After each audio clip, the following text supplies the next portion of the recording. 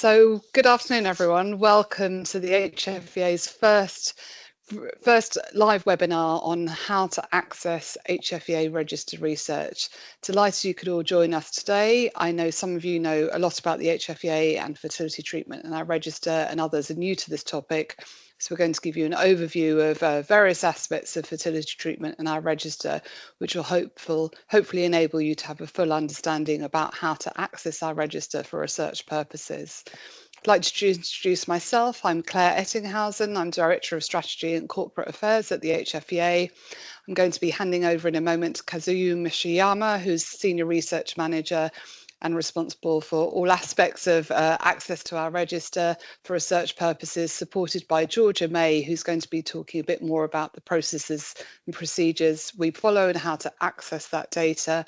And Amanda Evans, who's Head of Research and Intelligence, has oversight of all our publications and other things like our dashboard using our register.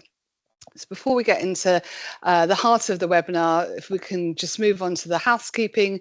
This was up when you joined, but just a reminder, so it is a webinar, so it's you're not able to contribute live, but we'd encourage you to put any questions into the Q&A. You can see that at the top of the window next to where it says people. You're encouraged to use the upvote button if you think that's a question that you'd like to be answered. And at the end, we'll have a good amount of time for question and answer. And if there's any questions we don't have time to get to, we're happy to come back to you separately.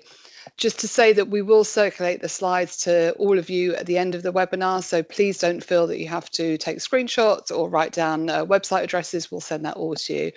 And as you know, the webinar is being recorded, and we're hoping to be able to put this on our YouTube channel for anyone who couldn't make it today. Probably be without the Q&A, but we'll look to see where we can add that information as well.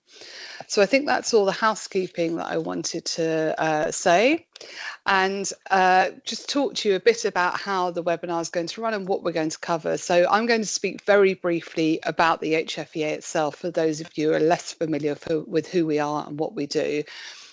I'm going to then hand over to Kazuyo, who's going to talk, again, for those of you who are less familiar, to talk about what assisted reproductive technology is and the main demographics and treatments of fertility patients in the UK. She's going to talk about the register, the type of data we hold, how it structures, and importantly, the strengths and challenges. And then Georgia, as I said, is going to talk in a bit more detail about how to access register data, and then we'll move on to the Q&A session. So what is the HFEA, or who are we? So we are an arm's length body of the Department of Health and Social Care. We were set up in 1991, and we are the oldest regulator in the world of fertility treatment and human embryo research. We operate independently from government, and we have almost no funding from government. So we answer essentially to clinics and patients. We make sure that fertility services in the UK are safe and effective and supportive, and we do this by setting standards for clinics, primarily through our inspection and through our code of practice. By law, no fertility treatment can take place without a licence from the HFEA, and by law, we have to inspect clinics every 2 years. We keep information for people born through fertility treatment on our register, and those people who are born through donation since 2005 are able to access information about their donor. That's the subject of a whole different webinar, which is not the subject for today. And we publish information for patients and donors and others about treatments and clinics, and all that is available on our website. So just moving on to the fertility sector in the UK, we're an unusual regulator in the UK, one of the few, if not the only, health regulators that now continues to operate UK-wide. And across the UK, there's about 107 HFEA licensed clinics. The sorts of numbers we're dealing with now, our most recent data from 2022, shows about 55,000 patients had either IVF or donor insemination treatment in 2022. And very unusually for UK healthcare, the vast majority of patients pay for their own treatment. Though funding differs across nations, and particularly where you live in England, across the UK, the vast majority of patients pay for their own treatment. We are not a cost regulator, and we have no oversight over NHS funding, but we do publish information about the numbers of people and who are accessing NHS funding. And in 2022, our last year of publication, there were over 100,000 treatment and storage cycles, and all that information is the sort of information that's recorded on our register. So in terms of why we collect data, I think it's always important to talk to the public and to talk to patients in particular about what we do with the data we collect. So by collecting UK data on that top line data on a UK level, it helps us retain oversight of what's happening in the fertility sector. We can look for trends and where improvements can be made, and we ensure that decisions are made on the latest evidence. And the subject of today about making data available to researchers conducting important research. And when Georgia talks later on, she's going to give you some examples of the sorts of research that has been conducted with our data. We also publish annual and periodic reports using our data, showing where there are changes or differences. And we do deep dive reports as well, looking, for example, about difference about ethnicity or about different types of family formations accessing treatment. So those are some of the ways we use our data. So that's a whistle-stop overview of what the HFEA does and who we are. I'm going to hand over to Kazuyo, who's going to talk in a bit more detail about assisted reproductive technology and our register, and I'll come back to you at the Q&A. Okay, thank you very much, Claire. So I'll start off with a very brief overview of assisted reproductive technology for audience who are less familiar, as it is important to understand when analyzing our data. Assisted reproductive technology, ART, also called as medical assisted reproduction, especially in social science. In the UK fertility sector, it is usually referred as fertility treatment. So I use these terms interchangeably, but mostly use the term fertility treatment during this webinar. There are several definitions of ART. The UK Royal College of Obstetricians and Gynecologists defined it as treatment defined to lead to conception by means other than sexual intercourse. So broadly speaking, there are 4 types of fertility treatment: in vitro fertilization, IVF, intracytoplasmic sperm injection, ICSI, intrauterine insemination, IUI, also known as artificial insemination. IUI using donor insemination is specifically called donor insemination, DI. And then lastly, the fertility treatment to preserve their fertility for later use. There are several reasons for seeking fertility treatment. The most common reason is infertility. According to the 2023 WHO report, it is estimated that 1 in 6 people have experienced infertility at some point in their lifetime.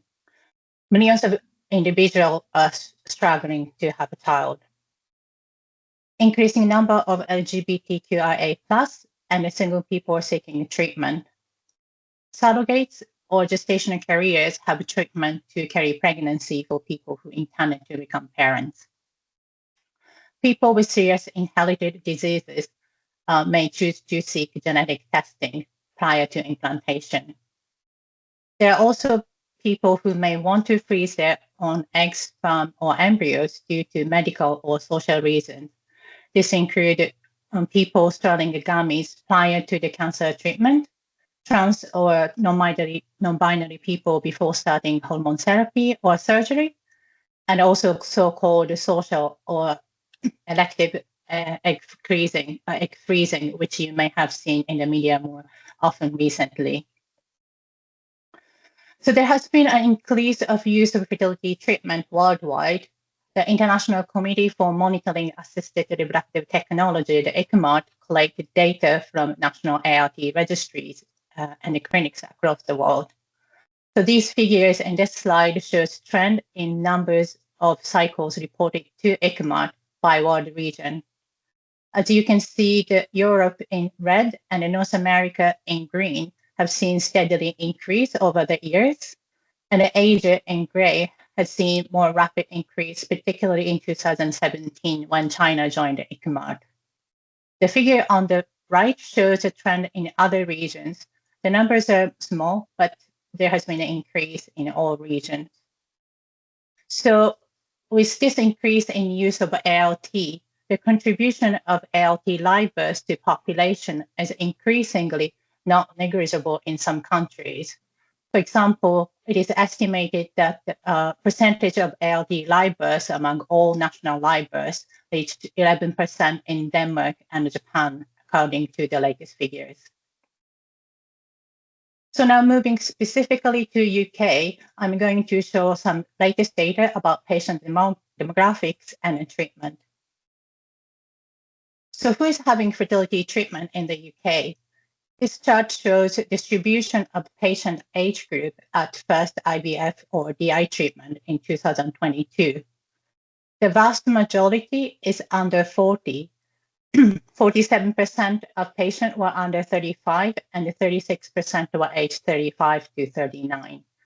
And 17% were patients aged 40 or over. But also please note that as many patients have multiple cycles, the distribution of all patients having treatment is older than this distribution. Patient ethnicity, if we look at the IVF patients, the ethnic distribution was very similar to the UK female population of reproductive age.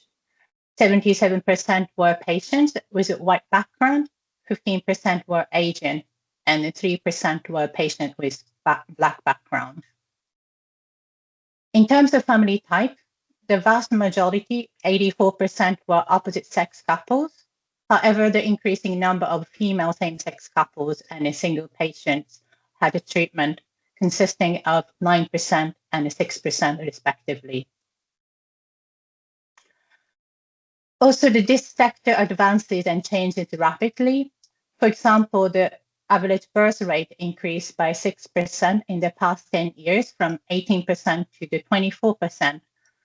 However, the birth rates differ substantially by patient age, so ranging from 35% for those under 35 to 5% for patients aged 43 to 44. In the past, the multiple births was very prevalent, but thanks to the sector-wide initiative and advance in the technology, only 4% of live births from fertility treatment were multiple births. There has been an increase of transfer using frozen embryos instead of transferring a fresh embryo soon after egg collection. So this procedure consists of 43% of all embryo transfers. In the UK, as Clare mentioned, that the decision of state funding by the National Health Service, NHS, vary by the geographical region where the patient lives. The level of funding decreased from 40% to 27% in the last 10 years. Next, I'm going to talk about HFEA Register in more details. As Clare mentioned earlier, by law, HFEA is required to collect data on all treatment taking place in the UK, which include NHS and self-funded treatment. It is the longest running database of its kind in the world, and our data shows that over 1.9 million treatment cycles have been undertaken, and that led to the 450,000 live births in the past 30 years. It is prospective data submission where clinics are required to submit the data at each stage of treatment. For example, clinics must submit the patient registration information before the patient starts taking medication. This is to ensure that we monitor all cycles, including unsuccessful treatment. We have data by cycle, but we also assign a person ID for all patients, and it is possible to link all cycles by patient, even they change clinics. We hold information not only on treatment and patient, but also partners, donors, and the live births. So the type of information we hold are different by their role in the treatment. So we hold a very rich database, and how do we make the data available to the public and researchers? First, as Clare mentioned, that we publish about 2 reports every year. One is the annual report, Fertility Trend. We usually publish in summer, and we also publish a deep dive report, including trend in donation, ethnic diversity, and fertility formation. So these reports not only provide an overview of the sector and the topics using the latest available data, but also we provide the detailed underlying data set, which you can find at the top of each report webpage. So if you're interested in our data, I highly recommend you to look at these reports and also the underlying data sets. Anonymized register data set. We are currently reviewing our anonymized register data set to ensure the consistency with our other publications. This follows from large-scale data migration work, which has led to the improvement in the data quality. So if you're interested in this data in the future, please sign up our newsletter so that you will be informed when the data is available. Choose a fertility clinic. This is a web page in the HFEA website. This aims to help patients to choose a suitable clinic. There are clinic-level information such as birth rate, multiple birth rate, as well as inspection report. HFEA dashboard was launched last year and received the award from Royal Statistical Society, Office for the Statistic Regulation and the Civil Service World. I'll show the main page of the dashboard in the next 2 slides. And lastly, we also make data available for the project. We also make project-specific cycle-level data set for research purposes through the Register Research Panel. Again, the Georgia will cover how to apply for the data access to that after my talk. So this is the main page of the dashboard, and then you can see that there are variety of topics covered in the dashboard, ranging from IVF and DI birth rate to the sperm and egg donation, funding, egg freezing. And if you click this IVF birth and pregnancy rate, so this will take you to this page, and then you can see that the birth and the pregnancy rate in the last 3 decades. And if you look at the on left-hand side, you can filter this data by the cycle type, patient age, and also the source of gametes. And also, it's good to look at this here, the select more filters, and you can see the further filters, for example, the family type and the patient ethnicities. And this filter is tailored for each page. So for example, if you look at egg and sperm donors, you can see the filters on the donor ethnicity and the country of origin. So again, if you're interested in our data, I highly recommend you to look at the dashboard closely. So now I'm going to talk a little bit more details about the type of data we hold. But please bear in mind that our database has about 300 data fields. So therefore, it is not possible to get into detail of the data in this webinar. But I'm going to highlight the commonly used data field in a person and the treatment level data. Also, I want to mention at the beginning that the data availability may differ by years. So please look further in our data specification sheet, which is available on our webpage, and which indicates years each data field is available. So in terms of person level data, so for example, we hold the data on the date of birth, ethnicity, patient previous pregnancy and live birth, height and weight, and the self-reported causes for infertility. As we are often asked, I listed some examples of data we do not hold. That includes patient postcode, address, socioeconomic status, gender identity, and the lifestyle factors, for example, smoking status.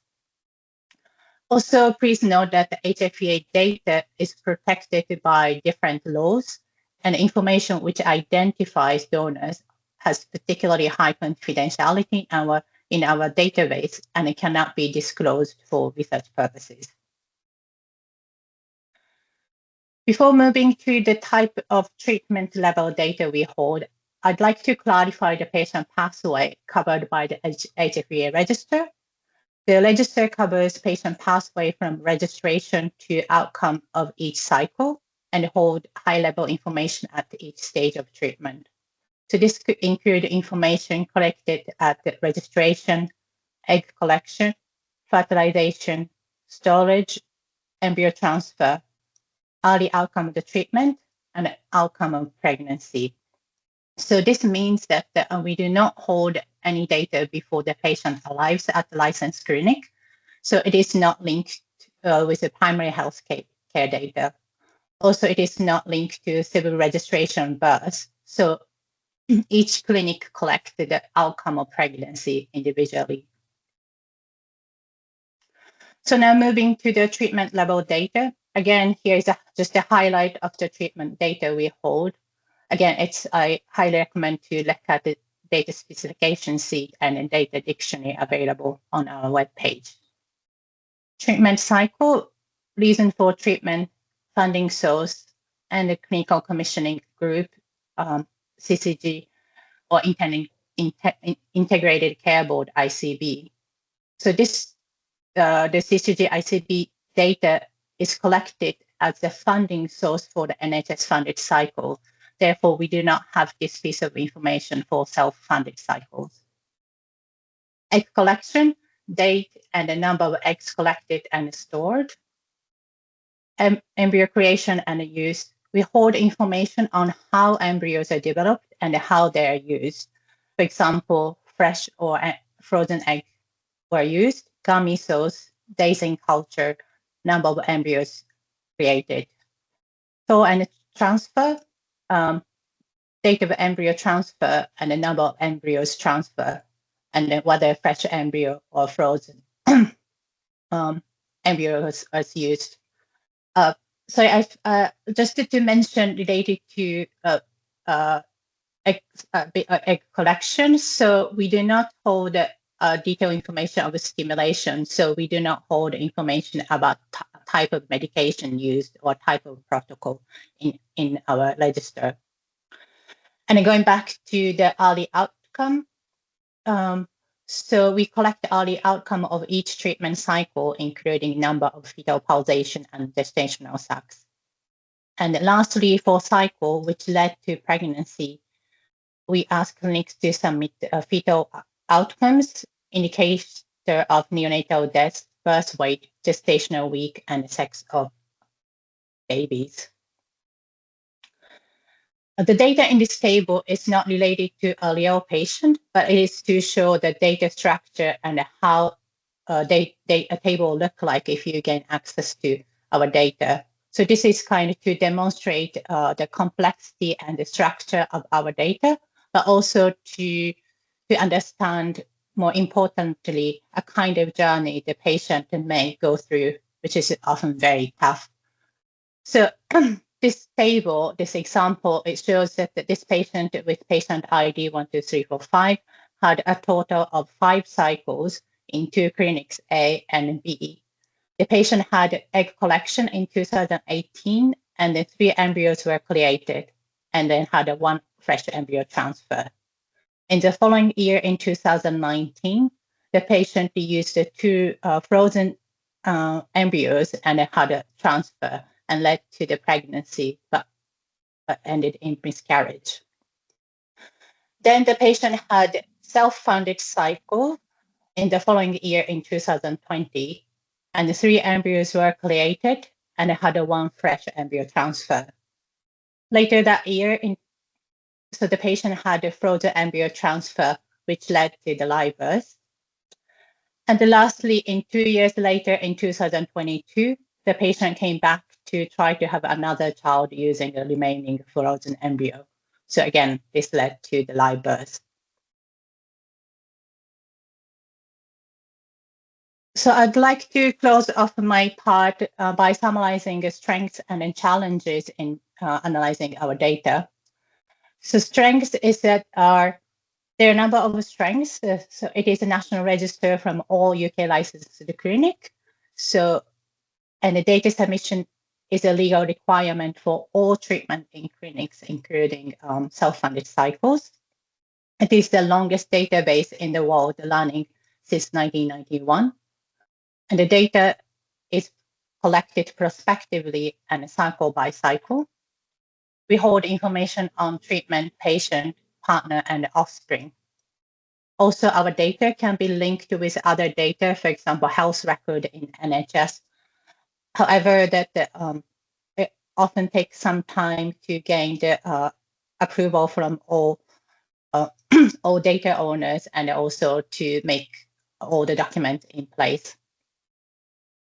So there are several challenges in analyzing our data, mainly due to being administrative data. So as Claire mentioned, we collect the data to oversee the sector as a national regulator of fertility treatment, rather than to conduct the research. Therefore, there are non-negligible number of missing data, and there have been changes in collection practice and data fields. So data access approval may take some time to ensure that all the documents are in place before conducting the research. Lastly, for cycle level data set through the register research panel, you may want to be aware that the potential impact of bias due to the exclusion of non-consented data. However, the average consent rate is about 65% in recent years. So now I want to pass to Georgia, who will explain about how to access our data. Yeah, thanks, Kazuyo. Hopefully you can hear me. So as Kazuyo said, I'm going to quickly run through how you can go about applying to access HFEA data, as well as some key requirements for your applications during the process. So accessing data for research from the HFEA is strictly set out in the law, initially in the HFEA Act in 1990, and then in 2010, the Disclosure for Information for Research Purposes regulations were introduced, and they lay out in more detail our roles and responsibilities, but also requirements for conducting research using HFEA register data. Access to HFEA data is decided by a formal committee. This is called the Register Research Panel, or RRP, and this is delegated by the HFEA board, which we also know as the HFEA authority. So the law has several requirements relating to research applications, the key of which I've detailed here. First and foremost, the project and any outputs has to be in the public interest or in the interest of improving patient care. So both the aims and the outputs need to consider this. The project must also have received Research Ethics Committee approval from a HRA recognised committee. The security of the data set is really important, particularly as it's patient data and often very detailed. So lots of information about the data security arrangements, including information about any remote access that you're planning, including home working, is essential. And last but not least, on this slide here, the regulations require the application to come from a UK-based research establishment. If you're currently not in the UK and want to carry out research using HFEA data, this may be possible through collaboration with a UK-based research establishment. So the HFEA has a wide range of resources, particularly for the initial stages of developing a project. So Kazuyo has already touched on quite a lot of these already, but I'll whistle through them. So we've got the HFEA data publications and our dashboard, which cover kind of high-level national and regional statistics on a wide range of different topics. So that might get you interested in specific areas of our data sets. We also have our data research webpage, which offers a lot more detail on what we're covering today in terms of how to access information. But more specifically, on the data research webpage, you can find our data dictionary, which covers a comprehensive list of the data fields that we're currently collecting from clinics. You can also find the anonymized register on the data research webpage, but as Kazuyo mentioned, it's currently under review, so it's worth keeping an eye out for any updates on when that's going to be updated. We also have a list of all the RRP projects that have previously and currently been approved, and we publish information on their publications there, so you can see what research is currently going on. And last but not least, on the data research webpage, we have our new inquiries form. So this you can fill out and provide some kind of introductory information about you and your project plan, and ask any questions about specific data fields, for example, or the feasibility of your project. Kazuyo may have also mentioned our data research update newsletter. This is something that we started last year, but this offers updates not only on what the HFEA are currently doing with our research and publications, but also we publish information about any new and exciting publications that have come from researchers carrying out work with HFEA data outside of the HFEA. So there's some key documentation that will be required during the application process, and I've highlighted these here. The first and foremost is the Register Research Panel application form, which you can download off of the data research webpage, and this will guide you through providing the majority of the mandatory information that's required for your application. We also have our data specification sheet, which Kazuyo mentioned, and this allows you to specifically go through the list of data fields and request each one. And it allows you to provide information about any formatting or banding that may be necessary, and also provide specific justification for each data field, really with a focus on data minimization wherever possible, particularly with those kind of personal level data. We require the CV of the chief investigator who's applying for the data. And as I covered on the previous slide, we need documentation relating to data security and your research ethics committee approval as well. It's also worth noting, as Kazuyo mentioned, that if you're planning on carrying out linkage, this is possible, but we will require extra documentation, and this includes a data flow diagram, as well as a list of any of the proposed data fields which you plan to link with HFEA data. So this is just a stepwise process for the application process. There is more information again available online. It goes into a little bit more detail there, so you can read that at your own leisure. But following submission of your RRP application form and any of the associated documents, your project application will be considered at the next RRP meeting. These meetings run every 2 months, and it's on a first come first served basis. So depending on how busy we are and availability, it's worth considering that when you're planning your project timelines.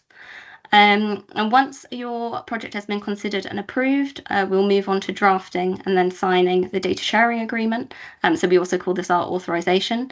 And once that's been finalised and signed, we require payment. It's fixed in law at £5,000. And once we've received payment, we then have 90 days to create and transfer your bespoke data set. So once your research has started, you have your data set and you're working on it. There are a few requirements laid out in the regulations and responsibilities that you need to adhere to. The first of which is annual reports. So these usually come around in the autumn-winter time.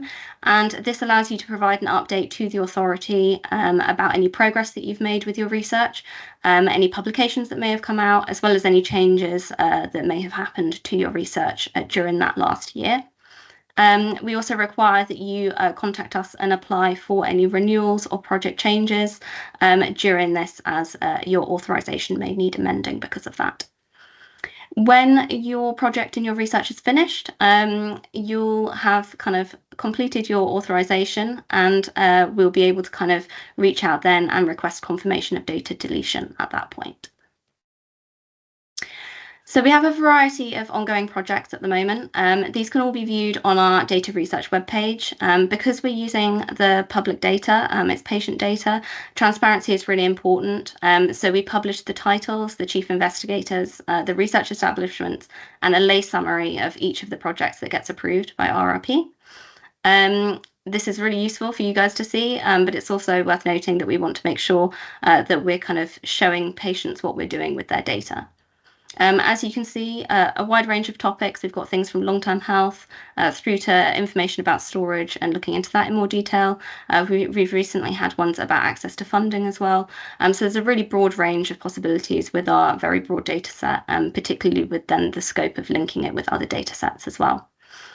Obviously, this is a really interesting topic, which we can cover in a lot more detail. We've got a webinar planned for later this year to cover in more detail the projects that are currently ongoing and publications that have come out of that. So it's worth keeping an eye on the newsletter and our website to find out when that webinar will be taking place. So kind of segueing on to keeping up to date, obviously I've touched on webinars already, but there's a variety of ways to keep up to date on what we're currently doing with our data, so the publications and research that we're carrying out, but then also the data that's released through RRP and any publications and work that's coming out from other research groups, including our data research webpage, our newsletter, and then our social media accounts are on the slide here. So you can kind of follow us and they'll be updating their events that you might be interested in. So I think that that's the end of what I'm going to be talking about. I think I'll pass over to Claire now and we'll stop sharing these slides and I believe start the Q&A. Thanks very much, Georgia and Kazuyo. Just checking you can hear me okay. Yep. So just before we go into the Q&A, and thanks everyone who's submitted questions so far, and keep them coming, and we'll try and answer as many as possible. I just wondered if I could ask Kazuyo just to kind of cover in a few sentences the difference between the information that's freely available through our dashboard or the anonymized register that lots of researchers are already using and publishing in journals using that, and the process that Georgia said, which is an application process which has got a different set of requirements. Perhaps you could just say a few words about the different types of data you can access through those two routes. Yes. The register research panel that Georgia mentioned is specifically for the project-specific cycle level data set. So that's need to go through the register research panel. But Claire mentioned that also we, in her part and in my part, also talked a lot about the freely available data set that include dashboard data and the anonymized register, which is currently under review, but also the research publication. Also, this has a freely available underlying data set. So I think if you are interested in using our data, I highly recommend this publicly already available data on our website, mentioned dashboard in particular, and then research publications. And then if you can't find more, and if you're interested in the cycle level data set, so contact us through the inquiry forms, as Georgia mentioned, and apply to the register research panel.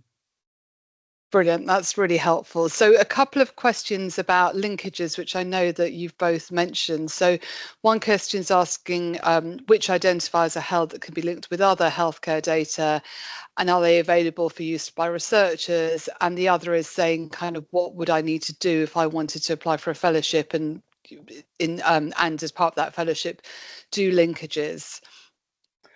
Yes, I can answer a question. So it's great that you're interested to using our data for the fellowship. So I highly recommend to contact us sooner than later. And then so before the funding application, we can write a kind of letter to confirm that we have the data you're planning to use for the fellowship research. And then if you're thinking to link the data, you might want to do that similar to the data owner of the health data. Thank you. And then there's a couple of more specific questions about what's on the register. So is there any information on embryo quality, and adding on to that, any information on sperm or oocyte quality?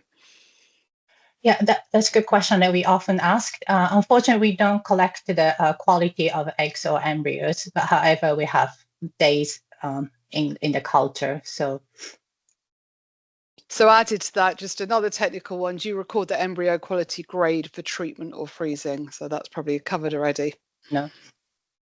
Okay, a slightly kind of going from the very detailed to the more abstract, this might be one more for Amanda. So someone said in the past you could see very easily list of licensed clinics and the codes that they have. So each licensed clinic has a code for administrative purposes. Kind of how can someone find that on our website? Yeah, so we have a few places that people can find that information. The easiest is probably going to be our State of the Sector publications, which you can find on our data research webpage. Then another place that you can find that is our Choose a Fertility Clinic webpage as well. Great, thanks. So an interesting question, we talked about how our register covers fertility care. So the question is, how is outcome data such as miscarriage or birth data collected when that care is carried out outside of fertility clinics? Yes, so as I mentioned earlier, so the clinics submitted the fetal outcome data for the cycle which led to the pregnancy. So yeah, we do have some information about the miscarriages and stillbirths in our register. And can you say a bit more about how, so someone has treatment in a clinic and the clinic has all that data, and then they perhaps go to a different part of the country to, you know, hopefully if it's successful, to have their birth. How does that come back and get recorded with us then? Who has to do that? So my understanding is that the clinics trace the patient to report the outcome. So as I mentioned, it's not automatically linked with like the civil registration of birth. So this is, I suppose, a huge amount of work for the clinics. So individually the clinics trace the patient. Thank you. A question, I think, for you, Georgia. I don't know if there's an easy answer to this, but what's the usual turnaround time for applications? So generally, if your project isn't considering linkage and it's just standard, then I think we're staying around about the 6-month mark, although it's hugely dependent on your specific project and how much feedback you may get, and how quick you are with providing documents and things like that. I think we don't have a particular estimate on linkage studies due to the complexities that are required with the data sharing agreement, so that can take quite a bit longer, particularly depending on how many third parties you have involved.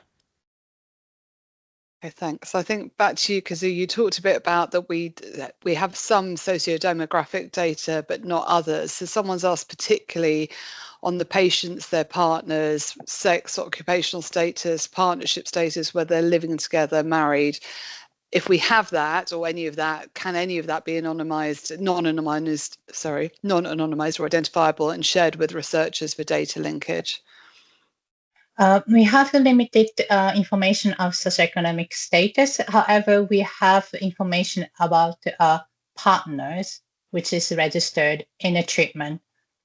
It doesn't, so I don't think we have information about the marital status. Amanda can collect me. So that's the information we have, and then this information can be disclosable.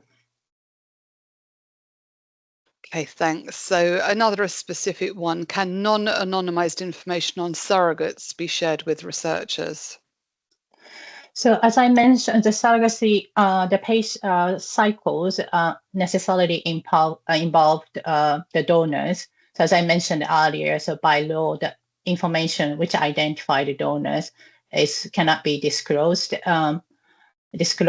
So so I think it might be depends on what you are interested in research. So if you're interested in accessing some information of surrogacy, it might be best to contact us through the inquiry forms. Thanks. So we've got a couple of questions on the quantity of patients who consent for their data to be used as part of the register, so consent for disclosure. So one person said that, has there been changes, and do we know kind of much about the different demographics of people who are consenting to their data?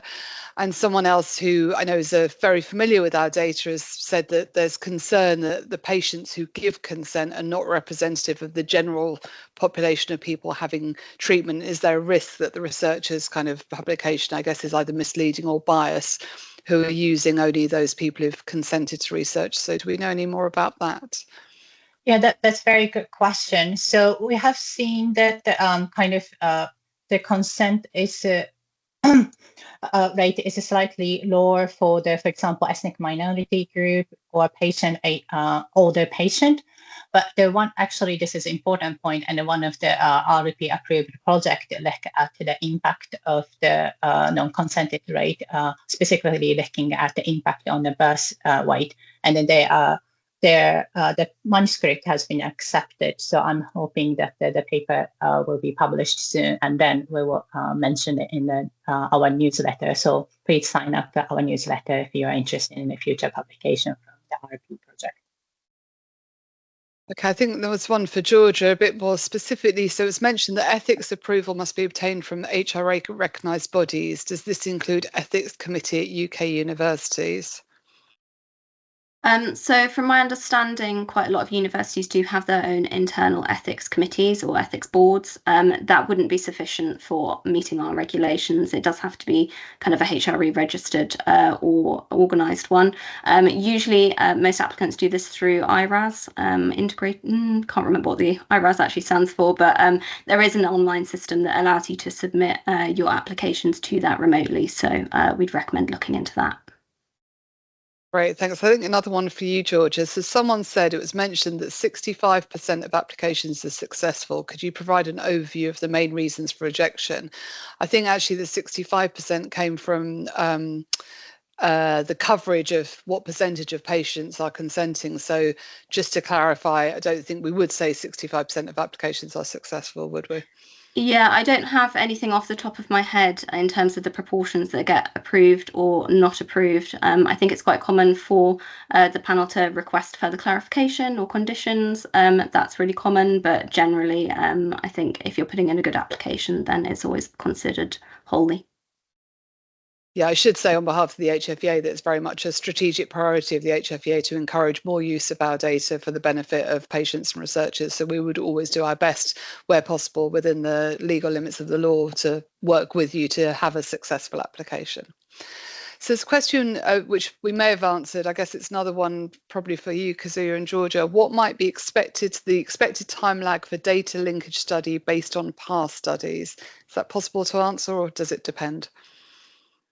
I think we can give some estimate. It really depends on the project and the data owner of the external data you're linking to. So I think it's hard to say, but it takes sometimes a couple of years. So I think it's important to kind of start thinking quite ahead of if you are planning to do the linkage study.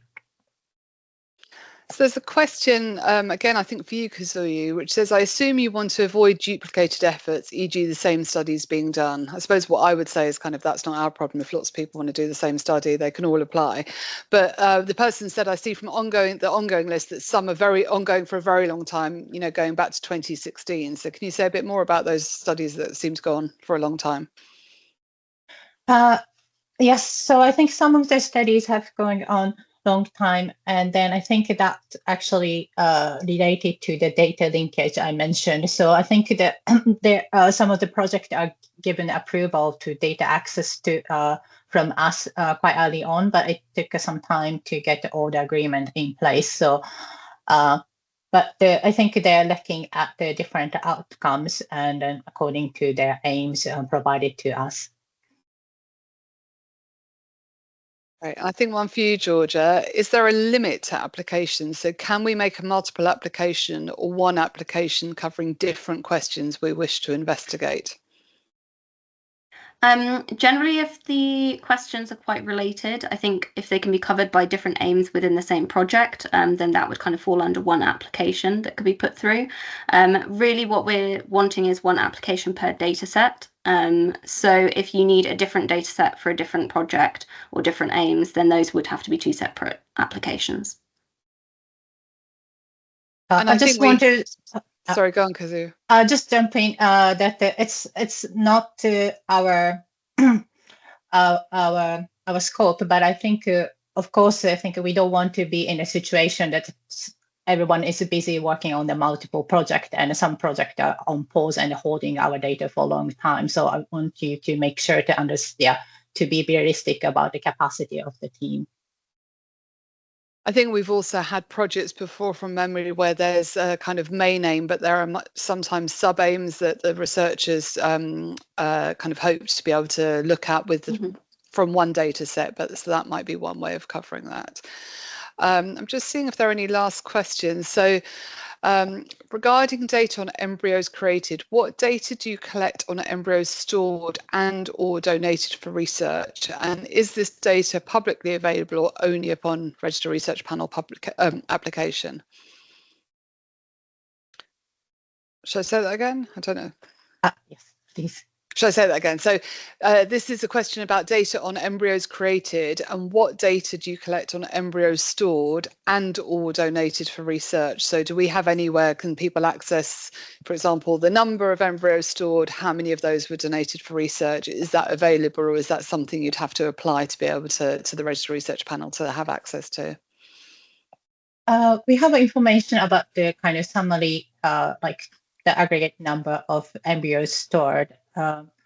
And then in terms of the embryo donated for research, I think it might be best to look at the embryo research website, which is within the HFEA website, and it may have some information. Okay, thanks. So a couple of new questions that are just coming in.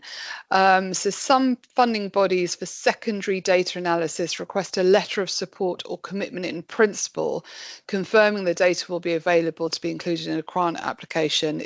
Can we provide something like this, which I think, George, or you might have touched upon or Kazuyo initially, but if you can cover that again. That's something that we've done in the past. We're happy to kind of send a theoretical kind of letter that we hold the data that you are going to need, and that on principle there's no concerns relating to it, but that is obviously then subject to it going to RRP and going through the full consideration. So we can't promise anything, but we're happy to write a letter for you. Thanks. I think another one for you, Georgia, is do you have examples we could use to submit for data linkage? With the amount of time needed getting it right from the start would be helpful, but the person doesn't see on a website kind of examples of what that would look like. Oh yeah, maybe Kazuyo, do you want to take that one? So I think in terms, so how, for example, the data linkage may be done. I think it's probably the best to look at the publication of our the ongoing RP project, which has done the data linkage, and then they often have a detailed kind of data flow diagram, which can explain how the data was flowed between the multiple organizations, and how what kind of, for example, data fields are used for the data linkage. Great, thank you. So I'm just checking to see if there's any last questions or anything we haven't covered. Amanda, Kazuyo, Georgia, I can't see any last questions. Is there anything that you kind of feel, if only I had time to say, I would have said that you want to cover? No. Okay. So in that case, there's a last question coming in. Is linking out to the UK Biobank possible?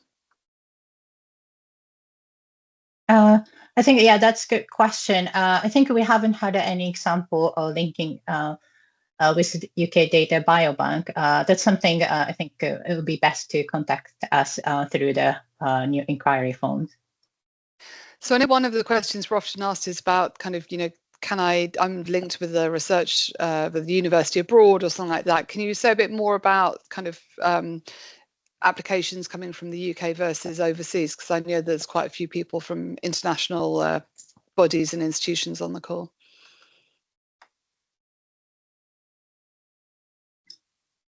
Do you want me to take that one? Yeah. I mean, I'm happy for you to kind of feed in. So I think that we haven't had to do this before, so it'd be something that we would have to speak directly with teams kind of who are interested in doing this. But as I mentioned, collaboration with a UK-based research establishment would probably be needed. So establishing a connection with potentially a partnered university or another organisation may be appropriate in that circumstance. I don't know whether Kazuyo or Amanda, you have anything to add to that? Yeah, I think that's correct. So as Georgia mentioned in the presentation, our data cannot be transferred to outside of the UK. So therefore, the collaboration will be needed. So it's good to speak to UK researchers if you're interested, and then based abroad. Okay, thanks. So someone's asked a quite specific question on embryos used for research, which is slightly different from what this register discussion is. So I think we've got the email address on the website of Register Research, and we'll put it in the Q&A. So if you send your question there, we'll make sure it gets to the right person at the HFEA. And someone else has just commented that the age of patients in the UK Biobank doesn't have much age overlap with the population who are having assisted reproductive technology. But I guess if someone wanted to put in an application to look at those, that would come out there. So I think that's the end of the formal Q&A. So I'd just like to thank everyone for coming along. I think perhaps we can put the slide up with all the links and the QR codes, social media accounts. We can just have that up at the end. So if anyone wants to quickly sign up to any of those things, please do. As I said at the beginning, we are going to be sending around the slides to everyone who's come on the call, and we'll be putting a recording on this on the HFEA YouTube channel. And there will be a follow-up webinar later in the year that Georgia referred to, where we can hear from some of the researchers who are using our register data. So thank you very much for coming to the HFEA webinar today, and I hope you all have a very good afternoon. Also, there'll be a feedback form coming round, so it'd be great to hear feedback from you as well. Thanks, Georgia. Thank you. Thanks, Claire.